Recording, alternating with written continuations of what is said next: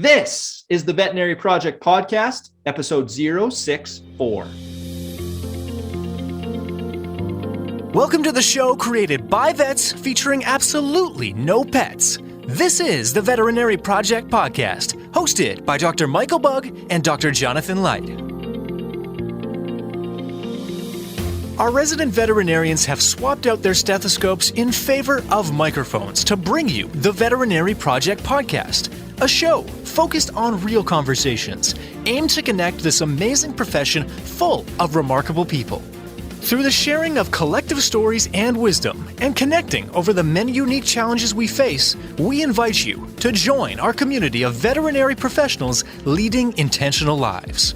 And now, here are the hosts of the Veterinary Project Podcast, Dr. Michael Bugg and Dr. Jonathan Light. Hey everyone, welcome back to another episode Veterinary Project Podcast. We have Dr. Jonathan Light. How are you doing today? I am doing well. We do also have Dr. Michael Bugg, don't we? No, I'm going to just put you on the spot for this whole intro banter. It's all about Jonathan. You know, you're not going to be able to hold it together, and I will get you back. You'll just squirm out of it. That's how it always goes. I'm not like, squirming. It's using vocabulary and communication in the effective mode, just as we're about to learn today. We are diving into communication. So give us Jonathan's best communication tip.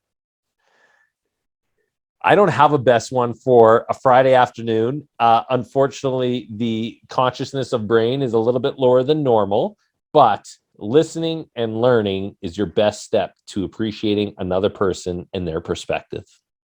Good job. Wow. And I was just trying to catch you off guard. That wasn't too bad. Yeah, you did well there. And every day I have to consciously think about that. And sometimes it works easier than others. There you go. That's nice. It.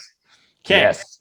What, a little more lighthearted, because we are filming this on a Friday afternoon. We did say, just in terms of scheduling, we were like, we probably should try not film these here because it is a difficult time, but we're heading into the weekend. What are you guys up to for the weekend? Well, my wife has her big fitness show tomorrow afternoon, which is really exciting. She just popped in the room and said hi to the both of us. So she is in her final stages. That is really, so this is her third show. And so walking across the stage, and she's been training hard for the last 4 months for this. I'm pretty proud of her, and so is my family and the kids, and been able to watch her. So yeah, that's tomorrow afternoon. So we're doing that. That'll take the majority of the day. We've got some friends coming over to do a virtual party because unfortunately it is still only virtual, which means we're not allowed to be in attendance. So she walks across the stage about 4:00. We're going to have some fun. And then Sunday, we have a little bit of hockey action and normal stuff for a weekend. Yeah. Nice. How about yourself? Well, we're trying to tighten up Riley's sleep schedule here. So I don't know. I don't want to officially call it sleep training because I don't really know what it's called, but we're just trying to tighten that up, get her on a better schedule. And it's been a rough week. She hasn't been feeling well. So, I mean, I was looking at myself and I was like, and that's because I slept on the floor next to her big girl bed for a portion of the night. So yeah, we're going to be kind of at home trying to work on that. That is not fun. I remember literally being on the rug, curled up, waiting for the darn kids to fall asleep. Is that where you're at right now? Yeah, we have a monitor, and I'll go in there and, rub her back. And, the whole key is not let her get up and get out of bed and run our show. I was going to say, she's playing you like a fool already. She's trying to. There's no rubbing back. There's going in there and there's leaving. I know. She's falling asleep. We're not there yet. Maybe next week we'll get to that step. But it is, I was thinking about this even today, and I was like, there's me and Rosalie, and we have good support networks. Rosalie has sisters. I have my family all around us. And I was like, how in the world do single parents do it? Like, I honestly have no idea. We have one kid, all the support in the world, and it's still challenging. Like, it's like hats off to single parents everywhere because it's unbelievable. I fully agree with you, Mike. Even my quite busy work schedule, I look up to Candace because she'll sometimes have to take 3 or 4 days in a row of handling 2 young children. And holy heck, patience, time, and more time after that, and more patience after that. It's hard work. Yeah, it really is. Yep. Okay, well, we better keep moving forward here. I know you're prepared for this next question because I gave you a heads up pre-recording, but before we dive into our bio of today's guest, we'll send it to you for our quick tip. Our quick tip for the day. It is another app recommendation for those that use the Chrome extension, and it actually somewhat fits with today's discussion. And the app is called Momentum. Easily added via Chrome extension. It's offered by momentum-.com. I do not pay for the paid version of it. And if you add that extension, it changes the photos up by the day. It has a really nice platform for showing you the time. It says, good morning, good afternoon, Jonathan, asks you what your main focus of the day is. And then it has a really nice quote at the bottom that aren't cheesy. They actually really make you think a little bit. And this pops up as my main website on my browser, whether I'm at work or at home, each and every time that I open up a new tab on my computer. I love it. I think it's great. It also tells me the temperature, its current temperature. It's just a really useful extension. So my recommendation, call Momentum. It's free. You can pay for the paid version. I have no idea what that looks like. It's a great app. All righty. Jonathan's the app master. You have so many apps every time. That's the quick tip. So hey, it's fun. I think it adds to life, and they're simple, effective tools. Nice. Okay, well, today's guest is Dr. Jim Clark. Jim is an animal lover, entrepreneur, former multi-practice owner, clinician, and educator. After working in general and emergency practice for more than 20 years, earning an MBA, and serving as an owner in 4 ER practices, Jim joined the faculty of UC Davis School of Veterinary Medicine in 2010, assuming leadership of their professional skills curriculum. He currently provides instruction in communication, mental health, career planning, DEI, and business management skills. Jim is also a co-founder of the educational consulting firm Pet Practice Partners, which is dedicated to providing impactful and cost-effective evidence-based learning for the veterinary profession. And in this conversation with Jim, we dive into kind of all things communication, diving into the WISE coach model that he has developed. It's a great conversation, lots of tactical takeaways. So please enjoy this conversation with Dr. Jim Clark. All right, Jim, thank you so much for joining us on the podcast today. Mike, it's my pleasure. I'm glad to be here with you and Jonathan and have this chance to chat. Yeah, so you and I connected at Phil and Meredith's Vet Financial Summit, I think actually 2 years ago, and then reconnected again this year. I think we found ourselves on one of the sort of panel sessions together, continued the conversation after the conference, and I was like, Jim, we got to get you on the podcast here. You got lots of good stuff to say. Well, thank you, Mike. Well, it's really an honor to be here, and happy to get a chat about something I'm passionate about, in this realm of veterinary communication. Yeah. So absolutely with this conversation, we are going to dive a lot into communication. Maybe for our listeners that maybe don't know you, could you give us just a little background on how you got to this point in your career? Because I know it's extensive. You're a multi-clinic owner, or formerly were, emergency practice. So can you kind of fill us in maybe in those 20 years leading up to this point? Sure, Mike. Yeah. Well, I'd go further back than that. And like many people in this field, I decided at a young age that animals were for me. So that really sucked me in around 3rd grade, when I decided that I wanted to pursue the veterinary profession. And of course, I thought about some other things, passed, moved back and forth, but stayed with that program, attended UC Davis for my undergraduate studies, and then graduated from the UC Davis School of Vet Med in 1988. At that point in time, I'd started out vet school, Mike, thinking I might go into zoological medicine, and then for a variety of reasons, instead shifted towards small animal. And honestly, I'm just a dog nut, you guys. Wherever I go, if I see a dog, I got to say hello. And cats are fine too. I'll give them their due. But, that is just something that's always been there for me. And then, like a lot of us in the profession, I quickly realized that there are 3 legs to the stool, right? The animal side's the obvious one, but a passion for science, and then a passion for people.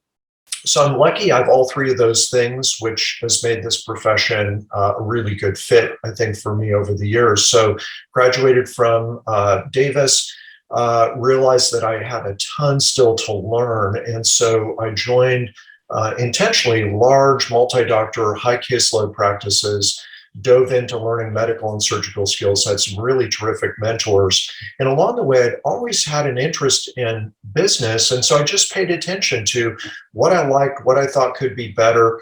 And then 5 years out, was ready to make the leap. And by then, I'd fallen in love with emergency critical care medicine. And I'd been sort of forced into that early in my career, but ended up finding that I really enjoyed that avenue of practice. And I ended up practicing, as an ER clinician for 20 years. And then along the way, started my first emergency specialty practice in San Diego with a great partner, Dr. Ira Feinswag. And then we ended up expanding fairly quickly to 24/7 ER specialty.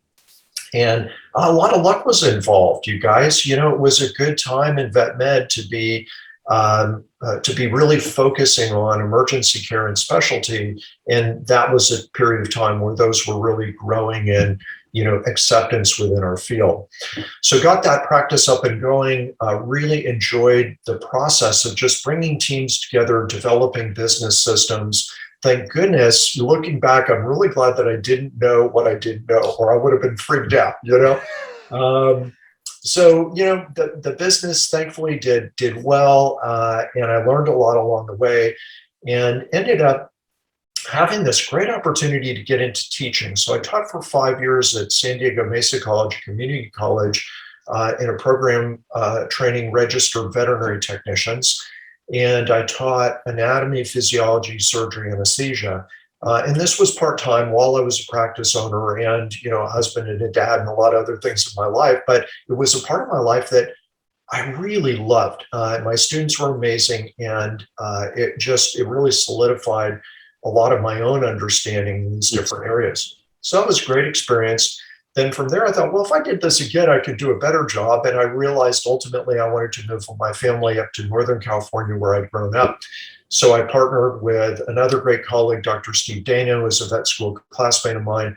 We started an emergency practice north of San Francisco in Marin County in San Francisco Bay Area.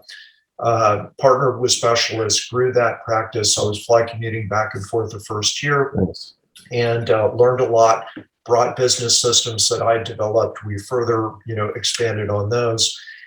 And then I realized, gosh, I'm getting more involved in the business end. I'd like to learn more about that and be a good steward of these businesses. So I completed an MBA program for 2 years, super fun, and a lot more work than I expected, but a good experience. And then following that, I did my MBA thesis studying the demographics of ER Spec care. Then I had identified some opportunities in the Bay Area, brought other partners together, and we ended up buying 2 other emergency practices in the Bay Area and expanded those. And so that has been my path. I've worked with really great partners along the way, and through working with younger partners and, mentoring them, learning from them, having them gradually transition into oversight of day-to-day practice, I found myself, guys, about 11 years ago at a point in my career where I could step back and say, you know what, I'm financially independent. I've really enjoyed what I've been doing, but what's the next chapter going to be like? And isn't this a great thing about vet med? Like we can all create these different chapters. Mike, I look about what, you're doing something really different. So, this training, has unexpected benefits. And so for me, 11 years ago, a friend, a criticalist, called and said, Jim, there's this position at UC Davis leading the doctoring course, and this is made for you. You got to go do this. So, I thought, well, I'd love to get back into teaching. I looked into it, part-time position, overseeing the professional skills curriculum.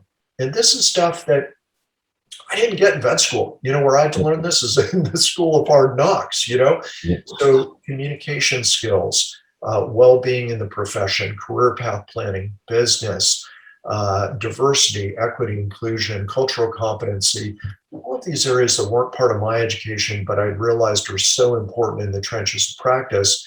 So, I had the privilege to join the faculty, and I'm kind of an oddball, honestly. I'm much more a clinician than an academician, but I've really loved working with the students at UC Davis. They are amazing people, and I've made a lot of changes to the program over the last 10 years. I now co-lead it with Dr. Eric Olstad, who's a phenomenal teaching partner.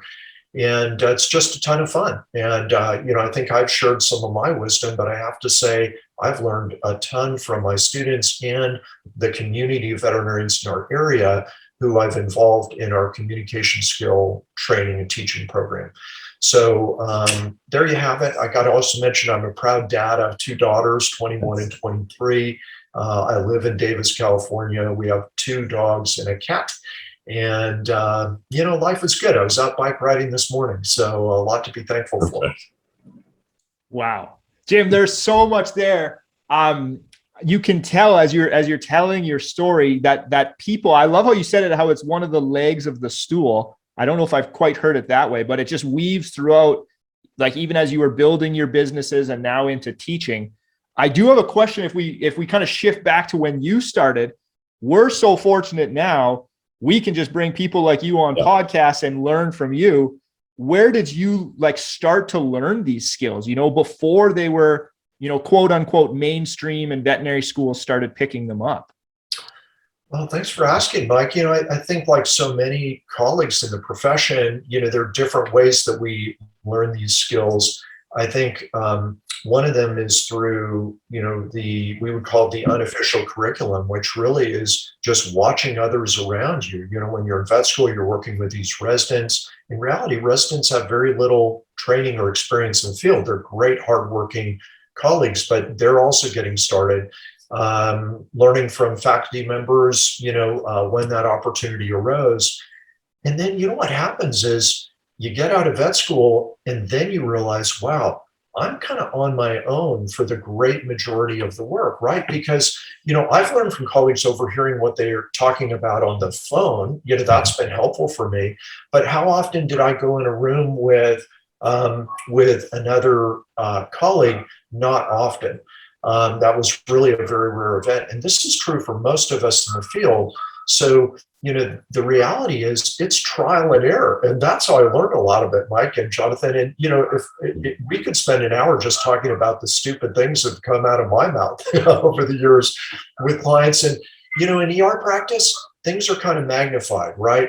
You don't know the client. You don't have a trust bank account with them. Often it's a more serious problem. Often there's more money involved.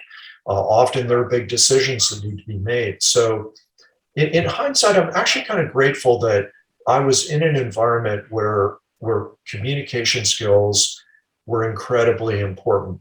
And I learned along the way fairly unintentionally. And then when I joined the faculty at Davis, I took a step back, guys, and I said, well, I don't want to teach the students, well, this is the Jim Clark way, because, a lot of what I learned was trial and error.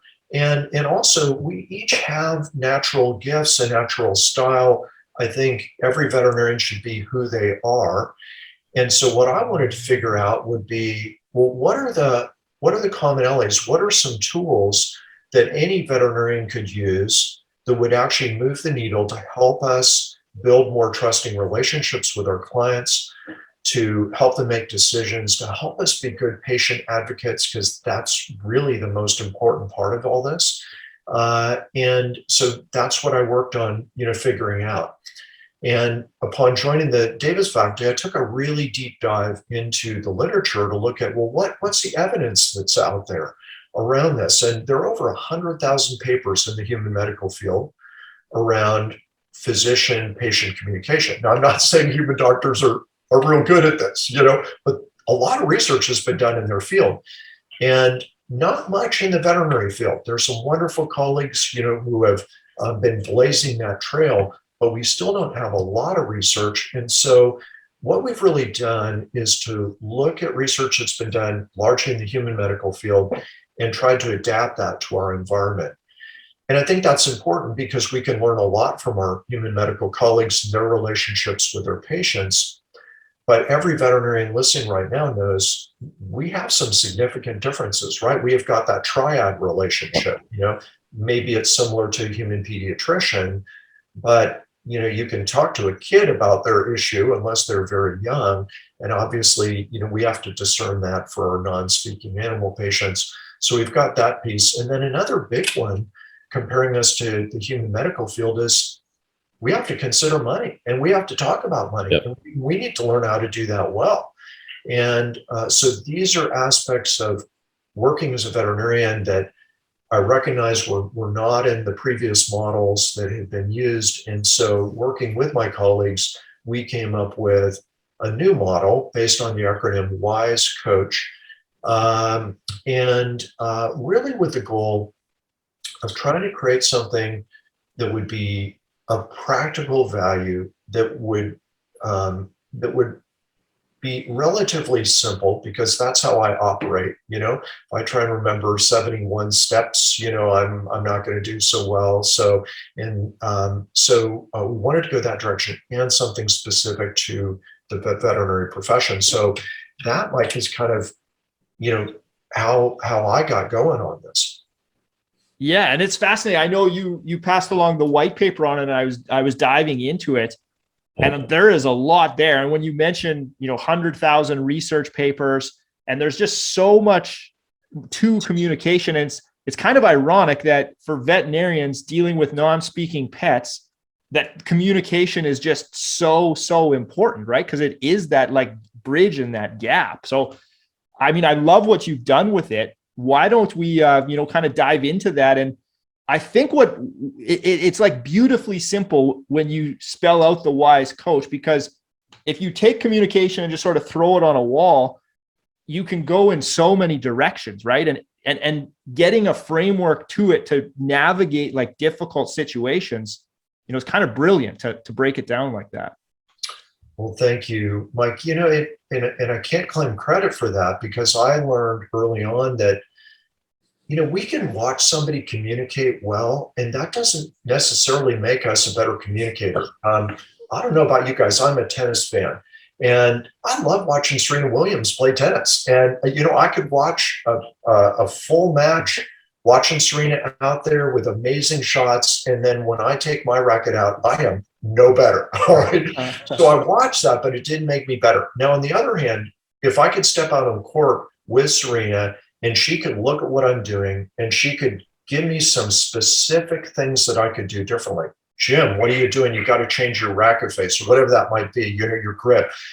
Those are ways that we could actually make change. And it turns out that communication works the same way. There's been research done, on this idea that we learn by watching others. And I think there is still some benefit to that. But unless we're intentional about reflecting on our own skills and then looking at specific things that we could do differently, we're not going to move the needle very much. And what happens in practice, and I got to raise my hand and say it definitely happened to me, is we kind of fall in a rut. Suzanne Kurtz, who's one of the leaders in the communication field, human medicine, now in veterinary medicine, said that we as doctors fall in this rut, and we continue to do things sort of in the same way that we have done them. Obviously, with some variation to the situation, and that definitely happened to me over time. Some of the habits that I kind of fell upon worked fine. I don't think I was a terrible communicator. I think I did pretty well. And I think most veterinarians are actually already good communicators, but it didn't help me get to the next level. And if you think about working as a vet, what is probably the most common clinical procedure you're going to do?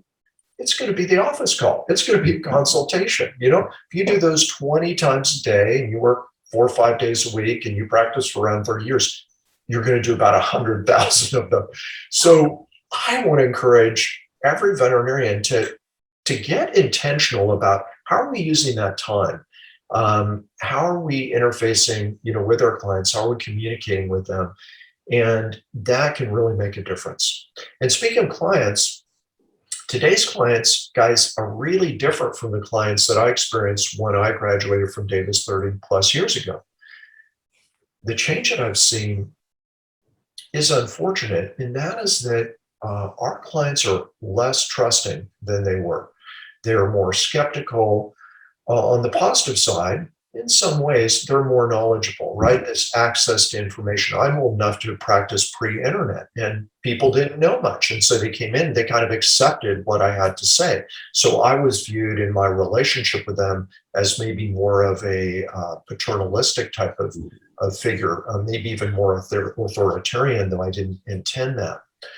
But that shifted, right? That balance of power, that balance of knowledge. Now, some of the knowledge that, we all know is not helpful. It's actually unhelpful. But nonetheless, our clients are educating themselves. More than 50% of them are doing research on their pet's condition before they come in and ask us. Do they tell us that? Not necessarily, but they have done that. So we need to adapt and change and adjust as our world changes around us. And I think one of the most important ways that we need to do that is to focus more on building trusting relationships with our clients, because if we can do that successfully, the rest of it comes more easily. That's how we're going to overcome some of the skepticism. And it's going to require maybe an adaptation of how we view our relationship with our clients. So, I don't think we're the authority figures any longer. We're not viewed that way. So I view it really as a coaching relationship, and so if I can coach my clients to help them make better informed decisions, that's going to be my role. And honestly, that's the best I can do, because I can't control whether ultimately they say yes or no. So I think it's more healthy that I go into it just thinking about it in that way. But I like the WISE part of our acronym, WISE Coach, because we have a lot of wisdom, right? We are better medically educated than the vast majority of our clients based on years of training and investment in that and our experience.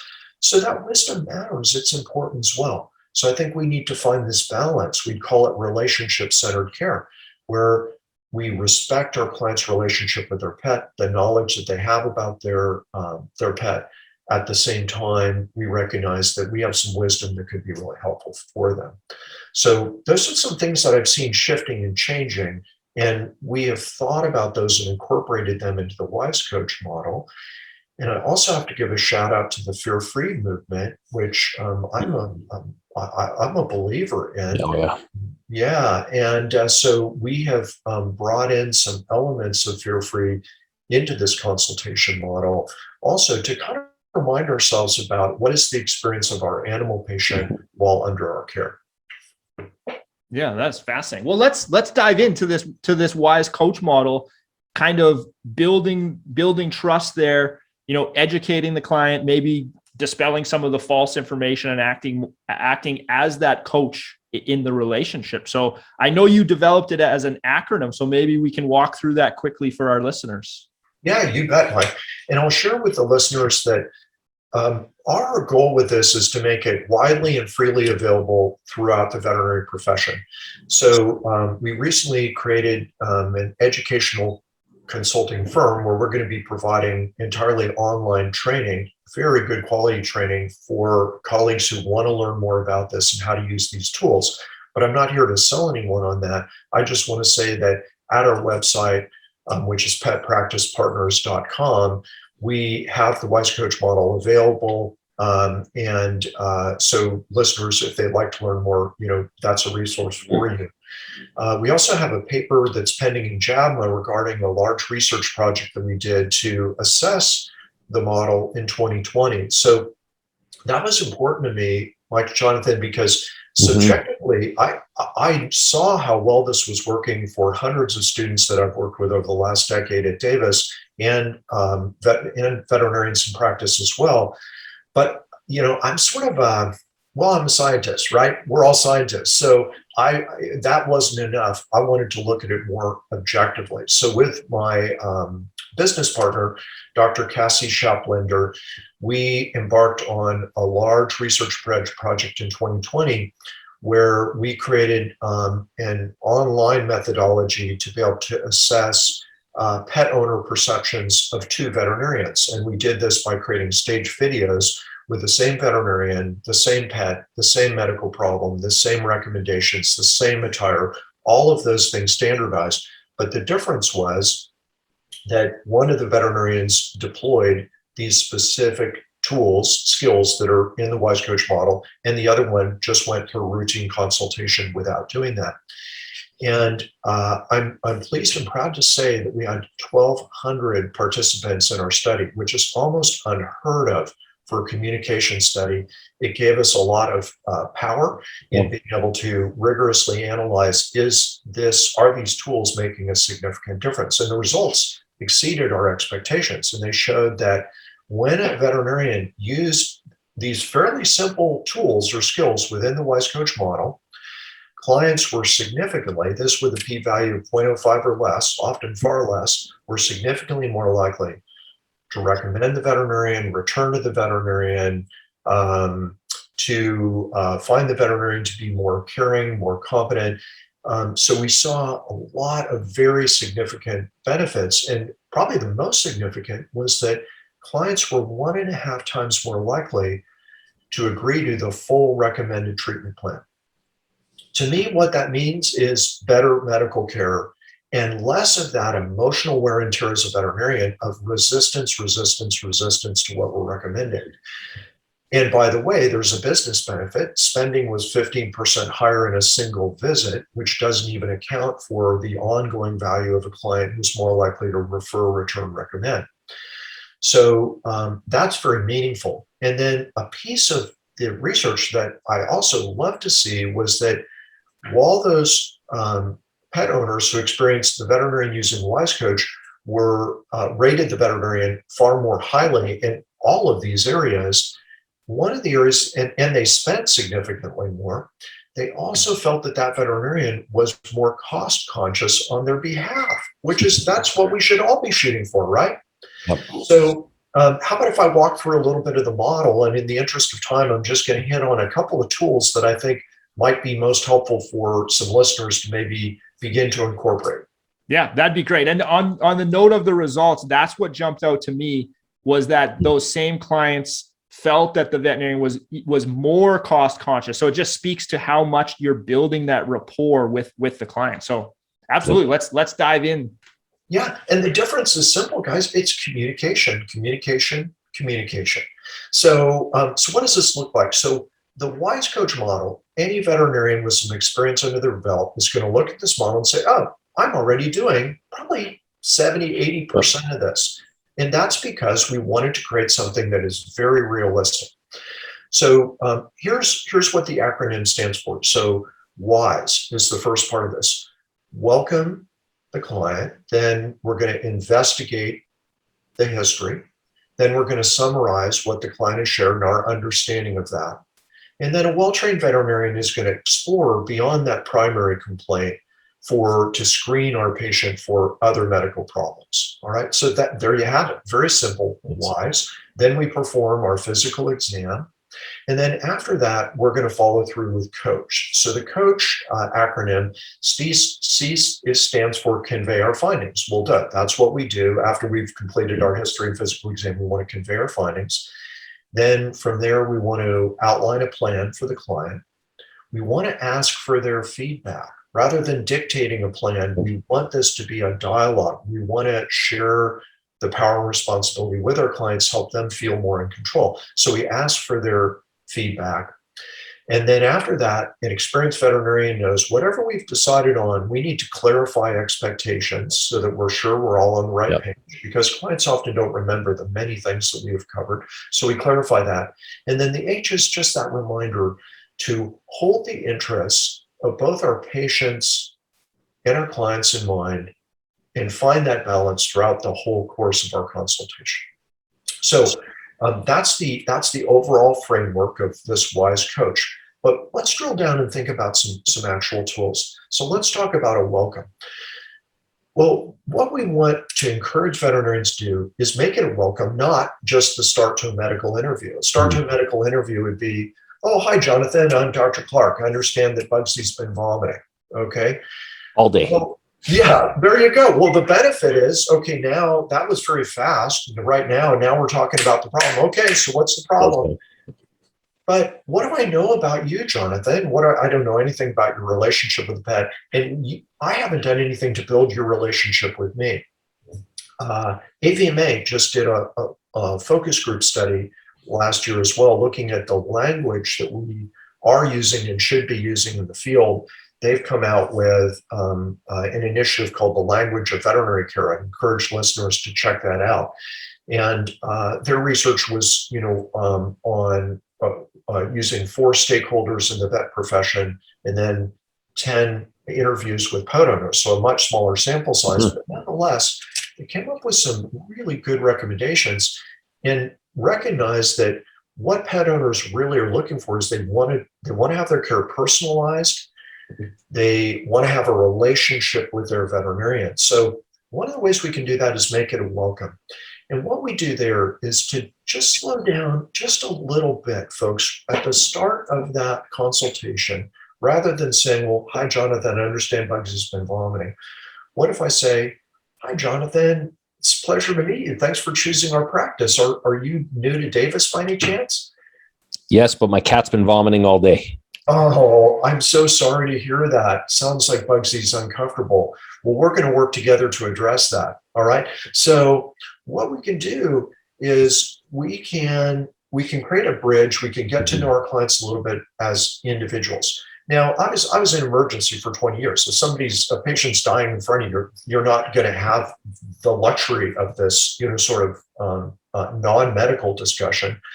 But I'm telling you, even in an emergency, 80-90% of the time, this is how you should be starting out to build rapport and trust with your client, because by the time they need to make decisions and spend a lot of money, you need to have a trusting relationship with them.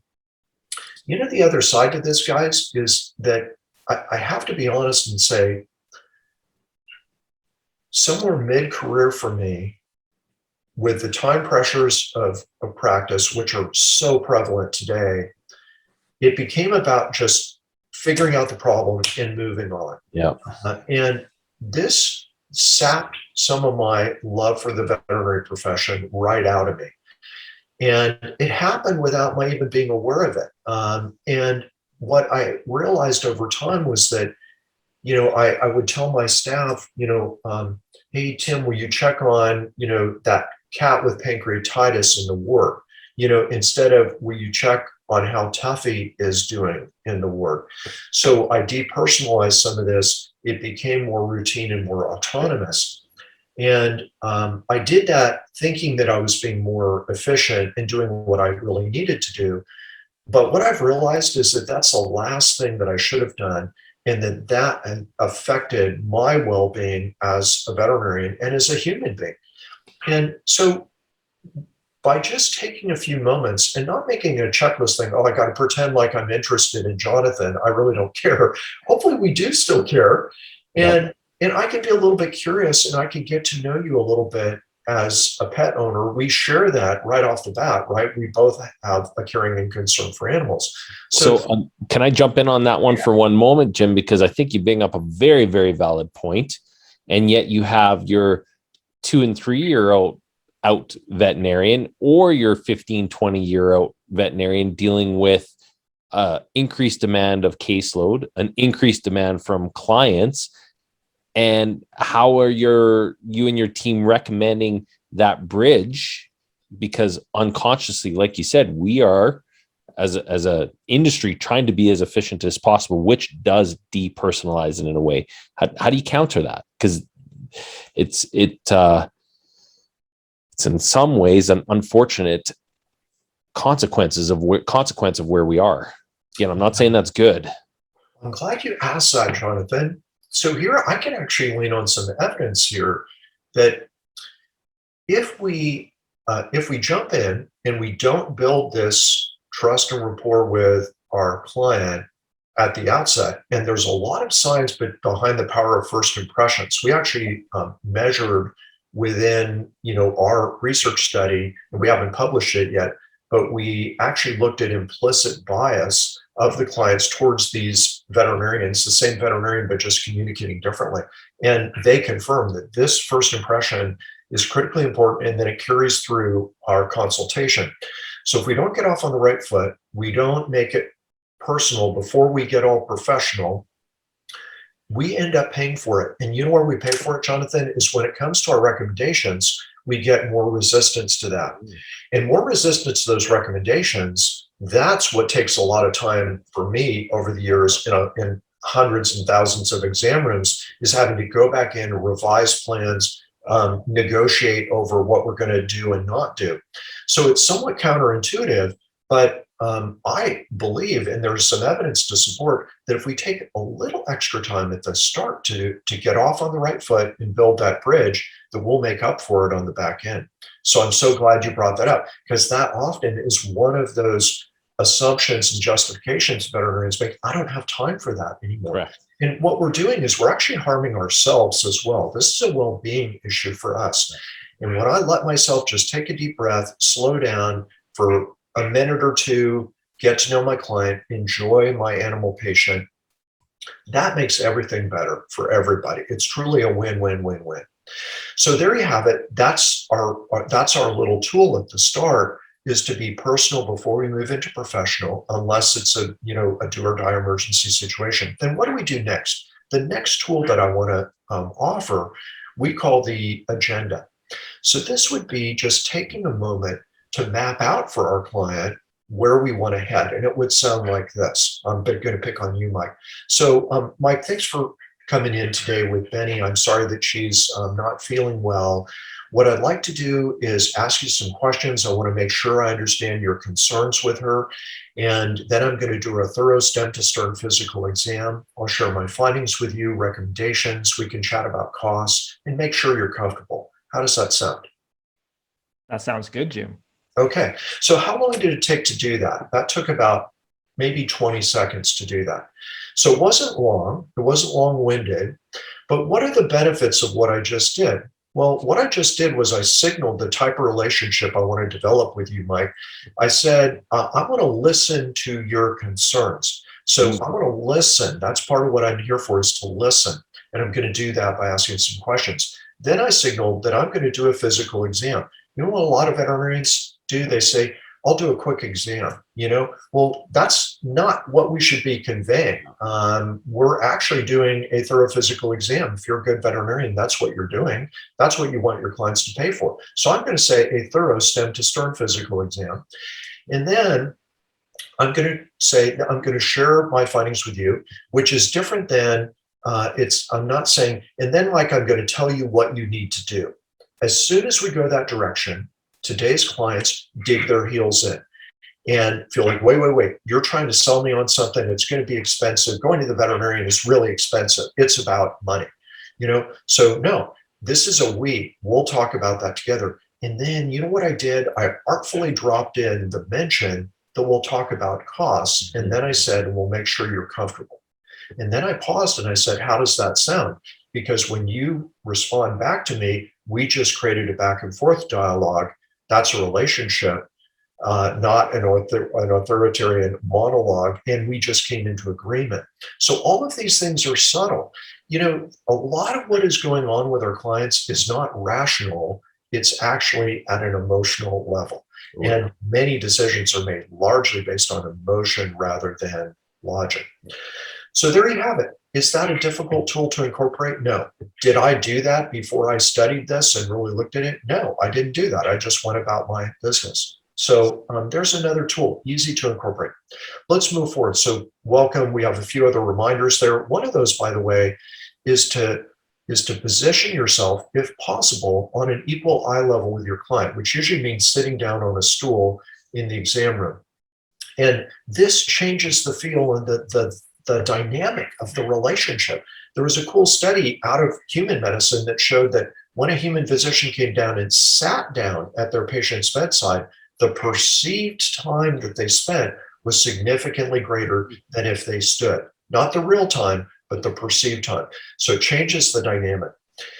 If you're still walking out to cars because of COVID-19 and you're chatting with a client and you're standing, looming over your client above their car window, that is not a very effective way to have a conversation. Better yet would be just keep a lightweight stool right there. You can pop over, put the stool down, sit down and talk to your client at the same level through the window, and then make some just say thanks so much, and then off you go. That's called proxemics. It's how we use the space to influence the way we communicate. But let's move on. So welcome. Now we're going to go to I investigate. Well, how do we start our history? Do I say, so Jonathan, how many times has Tiger vomited? 6 to 8 times today. Okay. So what just happened right there is that you gave me a short answer to a closed-ended question. And the only thing that I know so far, given the time that I've taken, is how many times your cat has vomited. It would be better if instead I said, so Jonathan, tell me about your concerns with Tiger. Well, he normally vomited once every 2 weeks. And then over the last 3 days, he's been vomiting more. And today he vomited 6 to 8 times in this gross yellow pool of juice. So I got a lot more information from that. I got a time frame. I got a sequence of how these events unfolded, and I even got a lovely description, by the way. Thank you, Jonathan, of the vomit itself, which otherwise I would have had to ask in a closed-ended question. The key is not interrupting you. Human physicians and we veterinarians are very guilty of this. We're thinking ahead, but let me interrupt you.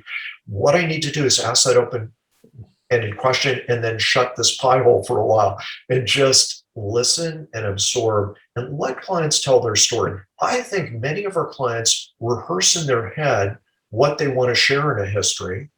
And if we go all closed-ended question on them, it takes longer to get that out, but they're going to keep pushing that out.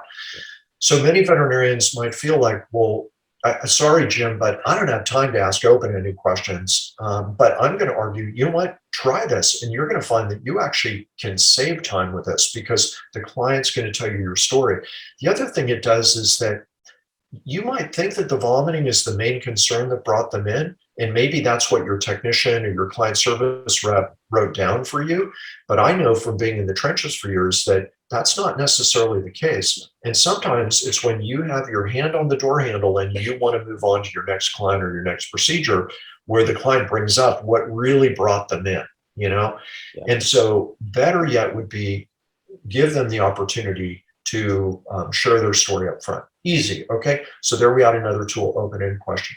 Let's talk about another tool that I was just terrible at in practice. And this tool has to do with asking a client if they have what their thoughts and beliefs and feelings are about their pet's condition. And again, I'm sure there are listeners saying, oh, that sounds pretty touchy-feely, Jim. I don't have time for that. I'm going to argue you may not have time to avoid asking this because it's much better to learn what their thoughts are around it. So let's take our vomiting example. I might say, Jonathan, well, thanks for sharing that. By any chance, do you have some thoughts on what could have triggered this for Tiger? And what you're going to go through it. Yeah. Yeah. Is that, some clients are going to say, well, no, I don't really know. And others are going to say, well, yeah, I was looking on the internet and, I think it's, my neighbor's bush, and you're going to be like, okay, that might not be it, but at least I know what you're thinking, And I've also learned to be humble. Often my client's intuition is very accurate and helpful for me. So there's another tool that we could explore, around that. Then once the client has shared their story, I call it using the funnel. We start with an open-ended question, we move to more targeted closed-ended questions using our good quality clinical reasoning. Then when we think we understand that chief complaint, in this example that we're using, Jonathan, would be around the vomiting, then I would want to pause and use this tool called a summary. So this is the S and Y, so summary. What does it sound like? Jonathan, let me see if I'm hearing you correctly. You mentioned that Tiger began first vomiting a couple of weeks ago, and that was very intermittent, but it's only within the last 48 hours that he started vomiting much more often. And you also mentioned that his appetite has really fallen off. He's much less active than usual. He didn't eat at all this morning. You've had no change in his diet. And you think that this could be related to stress of another cat in the household. Have I got that right? So what's happened here is that I'm putting together a package to see if I've really heard my client. And guys, I got to be honest, I didn't use this tool in my first 20 years of practice. I didn't know about it. I didn't know a summary was a thing. Maybe I said, okay, well, and maybe I repeated something. I decided I'm going to start using this tool. And here's what happened. About half the time, the client would add something of significant value. So that could be, oh, I forgot to mention this and that, or they might correct and I haven't really heard, them as well as I should have. So that added value, it improved the quality of my history. And we rely, the science shows, more on our history taking than our physical exam to make a diagnosis in vet med. And then the other 50% of the time, the client would look at me and say, yes, exactly. And I could just feel the Jim Clark respectometer going up like this, because they're like, oh my gosh, I wish my partner would listen to me like that. Like that doctor really listened. So that's pretty darn cool, to achieve that. Then what do? We move on to explore. That's more straightforward. It's some reminders about different things that we ask. So there you have it. Those are some of the tools that I wanted to highlight within the whys section. And, then we move on, we do our physical exam. I should have mentioned also that we have woven in, I did share that we want to be thinking about these concepts of fear-free. Also, when we first greet a client, it's helpful to ask their perception about whether their pet is feeling anxious or distressed. And then if so, we can address that. We can talk about the steps that we take as a practice to help their pet feel more comfortable. Is that going to change their willingness to allow us to keep their pet in our treatment area, perhaps, or to perform some treatments? Absolutely, all of this contributes.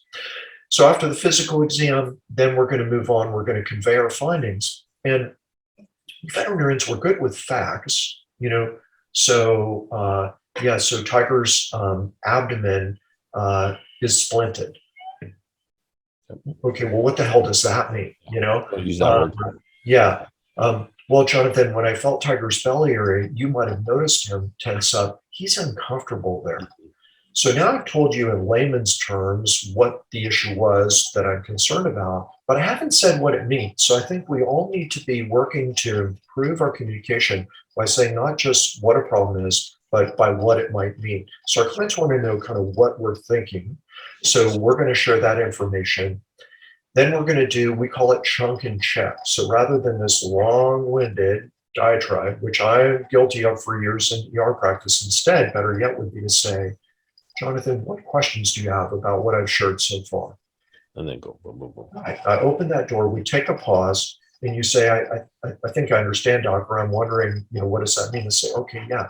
And then I'm going to move on and say, would it be okay if I share my recommendation for how we approach this? You're going to say yes, but I've asked you a question. You're going to give me an affirmative. That helps put us on the same page. And I'm going to say, well, given my concerns, I'd really like to take some x-rays of the belly area.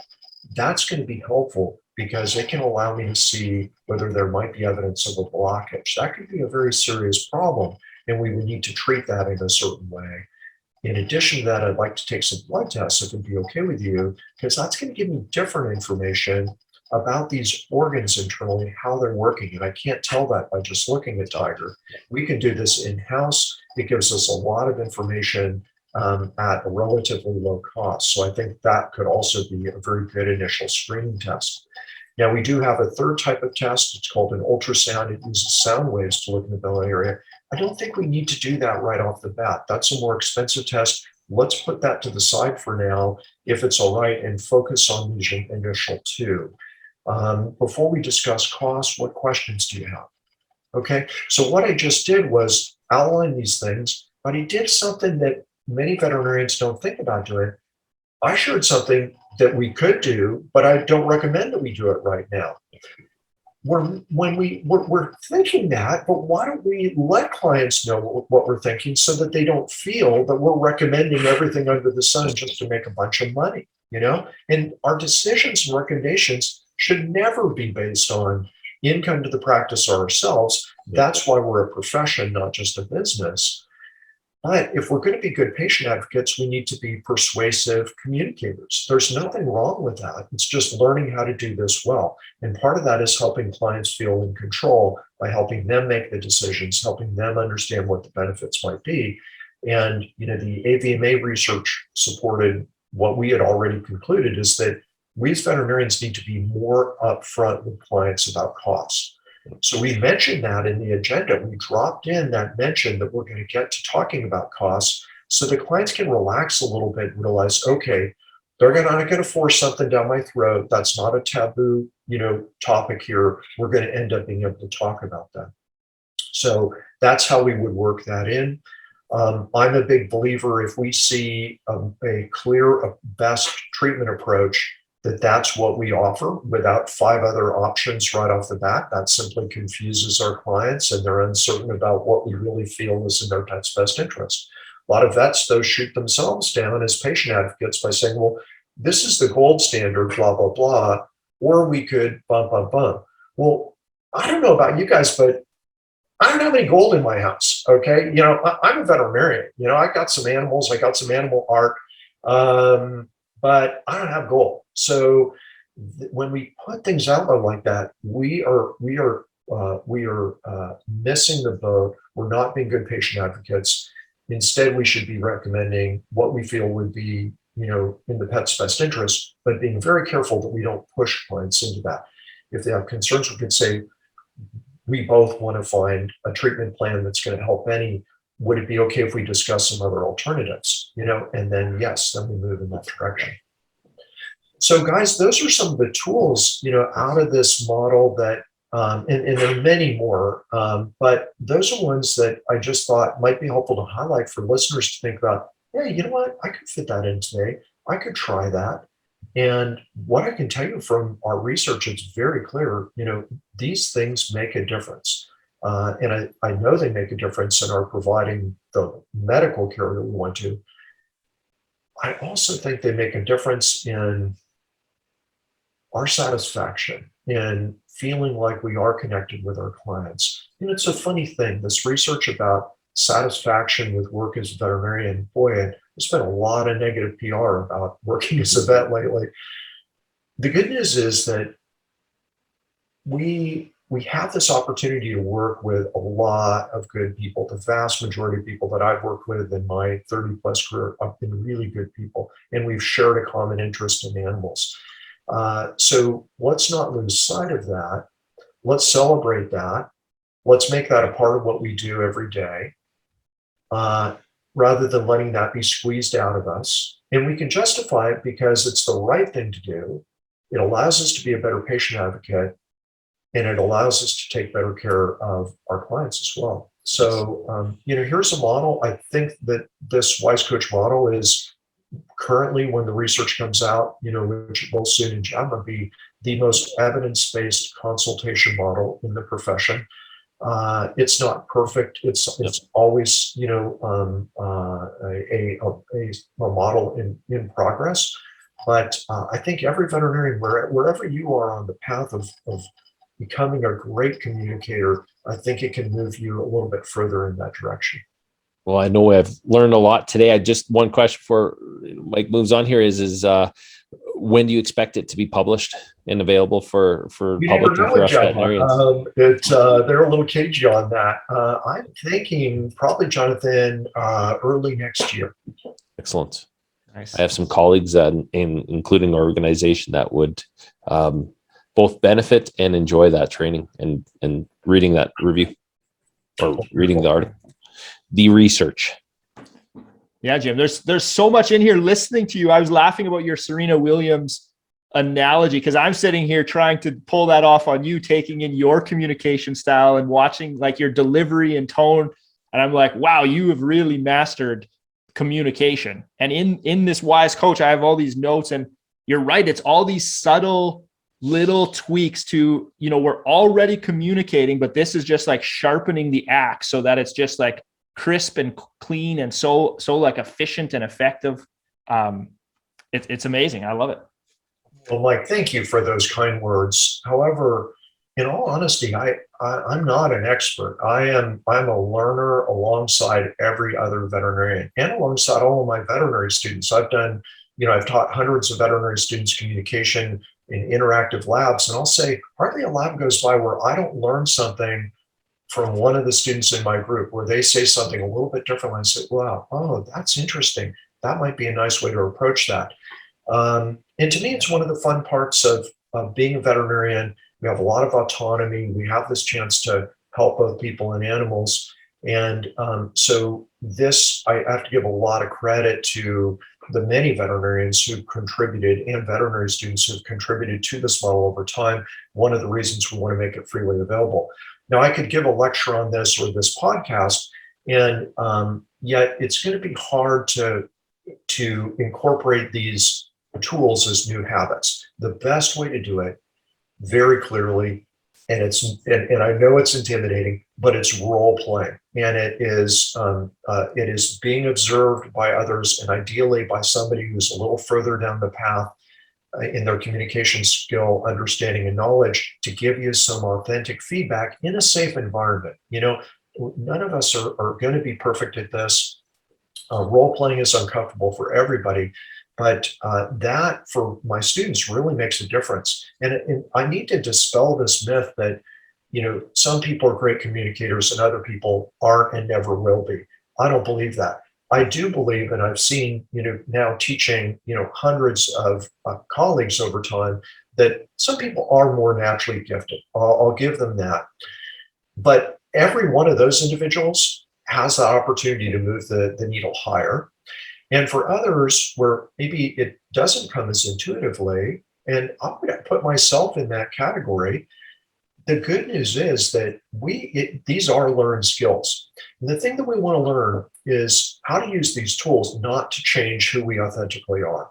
Any of the things that I've shared, if they might initially feel uncomfortable. Serena adjusts my hand grip. At first, it's going to feel like, oh, I don't know about that. But if I'm willing to go with it and play some matches and realize, oh, that works really well. That's kind of the way these tools work.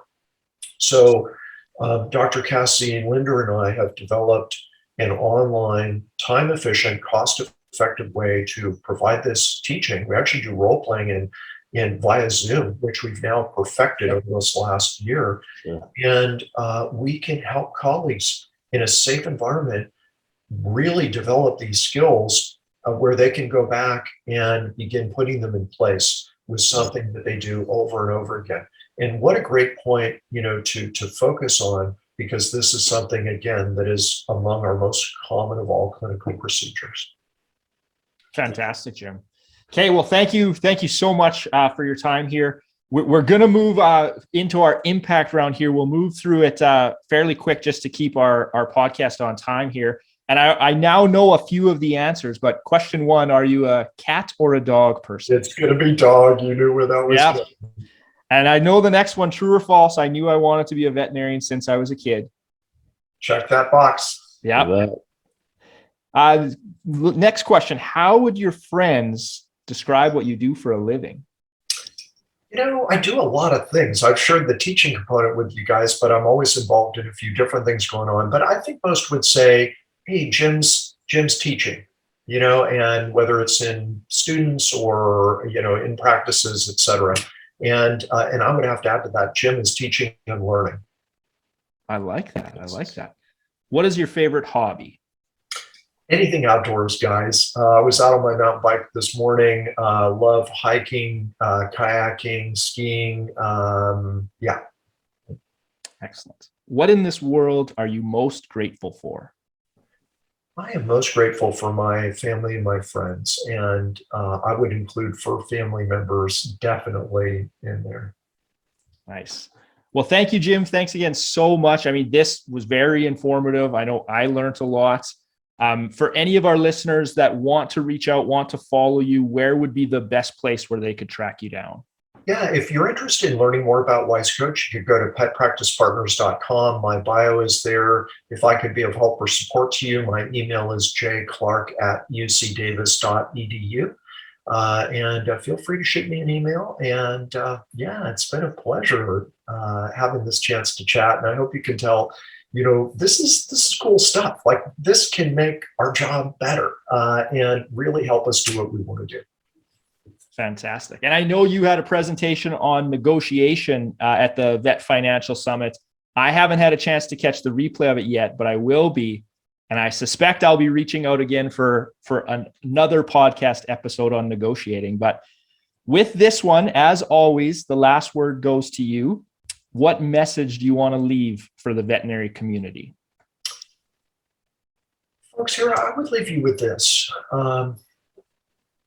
working with so many veterinary students and reflecting on my journey in the profession, I feel like often I have I've set these goals and said, when I'm going to be happy is when X happens. When I get into vet school, when I get through my first year of vet school, when I graduate from vet school, when I have a practice, when I've sold a practice, and it can go on and on and on. And I think that in my life, I've recognized that that often these gauges of happiness, I have set goals as being discrete events. I will achieve this specific thing or that.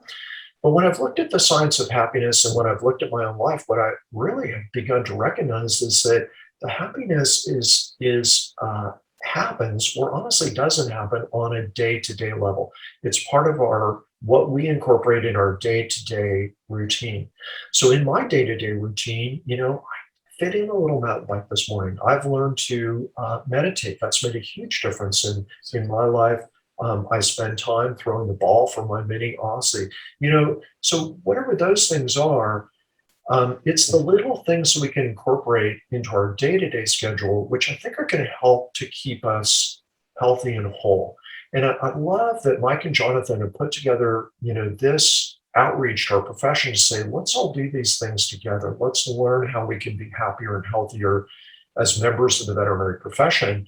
And I hope that I can make a small contribution through sharing a model of communication, which isn't perfect and is continually evolving, but has within it that opportunity for something we do over and over again, consulting with clients, to help us do it in a bit of a better way, in a way that helps us better connect to our clients authentically. And I think that without question, that can begin to help us retain and protect, that reason we got started in this crazy field in the first place. So I'll leave you all to that.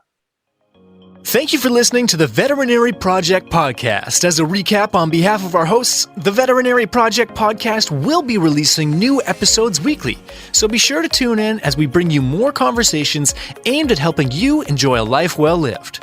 If you enjoyed what you heard on the show and you want to stay in the know, please like, love, and or subscribe to the podcast on the listening platform of your choosing, as we're available on all the usual suspects. If you know of others that may benefit from these conversations, we'd love it if you please share the show with them, as this will help us grow our community to reach more and more veterinary professionals. Speaking of which, if you are a veterinary professional and would like to get connected with more like-minded individuals who are joining us on this journey, please send an email to the veterinaryprojectpodcast@gmail.com, and we'll invite you to be a part of our private Facebook group. General feedback, requests for information, or perhaps requests to be a guest on the show can also be sent to the Veterinary Project Podcast @gmail.com. Dr. Michael Bugg and Dr. Jonathan Light, thank you for listening to the show, and we'll catch you again next week for another episode of the Veterinary Project Podcast. Bye for now.